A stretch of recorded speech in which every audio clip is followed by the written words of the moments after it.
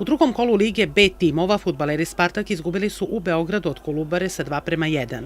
Samo da podsjetimo, i u prvom kolu plavi golubovi sa istim rezultatom poraženi su od Bežanije, a ekipa Kolubare priredila je veliko iznenađenje pošto je sa 2:1 bila bolja od Crvene zvezde.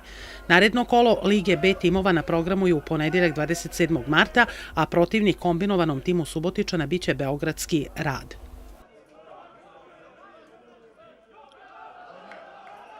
Velika korist za sve igrače. Videli ste i sami ovim najavama, odnosno u prvim utakmicama, da ima mnogo poznatih imena, da su timovi izuzetno jaki, pa videli ste da je Saša Ilić igrao za Partizan, da je Milijaš igrao za Crvenu zvezdu i sigurno da će to biti velika korist onim igračima koji u nedelju ne budu nastupili ili koji će recimo malo nastupiti. Mnogo je drugačije kad igrač koji odigra tu ligu, odigra jedno 4-5 kola i iz nekog takmičarskog ritma uđe u startnih, da kažemo tako, startnih 11 A tima.